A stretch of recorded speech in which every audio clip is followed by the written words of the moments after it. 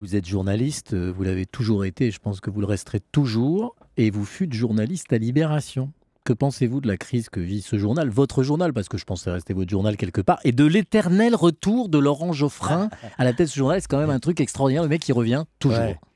Bon, j'aime bien Laurent, cela dit. Non mais c'est pas voilà. la question. Non, mais voilà. Oui, non, écoutez, sur Libération, je pense toujours à cette phrase de Paul Valéry qui disait les civilisations meurent aussi, quoi.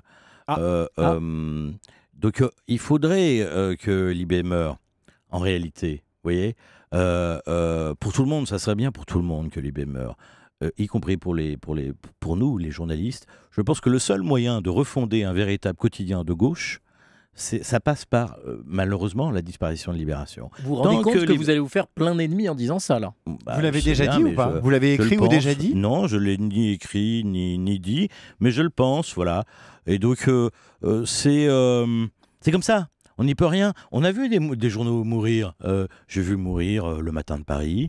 J'ai vu mourir Le Jour, un mec qui était un magnifique quotidien. On a oublié, mais Info Matin, qui n'était pas très bon. Mais François, François, vous rendez compte, la mort de François, moi, et je suis pas lecteur, j'étais pas lecteur de François. Mais c'est un immense journal. Immense journal. Si on vous suit derrière le corbillard que vous promettez à Libération... Non, je lui promets rien du tout. Je dis, voilà, je pense il faudrait que... Mais Libé mourra de quoi, au final, selon vous? Oh, de plein d'erreurs qui ont été commises depuis tant d'années. Moi, vous savez, je suis parti de Libé en 1997, donc ça date pas d'hier. Hein.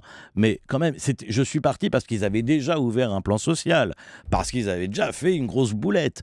Il paraît que c'est les plus malins qui prennent les plans sociaux, les premiers plans sociaux, parce qu'ils sont plus généreux, c'est ce qu'on dit dans certains secteurs. En tout cas, c'est ce que j'ai fait. Je ne sais pas si je suis plus malin que les autres, mais c'est ce que j'ai décidé de faire, parce qu'à ce moment-là, très sincèrement, déjà, hein, moi j'étais chef de service quand je suis parti, je dirigeais le service télévision média.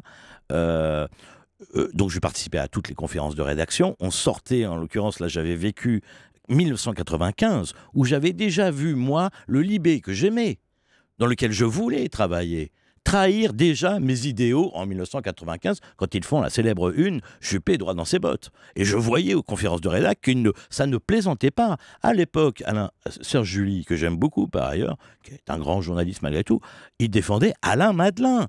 On était à Libération. Et donc, à un moment, vous voyez, c'est plus possible, ça. Cette perte d'identité, elle s'est faite au fur et à mesure pendant des années, et ça continue de se déliter. Et on voit bien que le nouveau proprio, le nouveau taulier, là, eh bien, c'est comme Rothschild d'avant. Rothschild, il a acheté Libé, mais il n'aime pas les journaux. Vous parlez de Monsieur Ledoux? Oui, Monsieur Ledoux, oui. Bon, d'accord. Parce qu'il est propriétaire de l'immeuble. Mais quand il dit « je veux faire un café le Flore », c'est ne pas aimer ce qu'est un journal. Nous, moi, j'aime faire un journal. Vous caricaturez un peu. Il cherche des moyens de sauver la marque et ce qu'il y a un peu dedans. Non. Puis c'est son fric aussi. C'est pas sauver la marque, c'est sauver Libération. C'est sauver l'idée de ce que ce journal a pu représenter.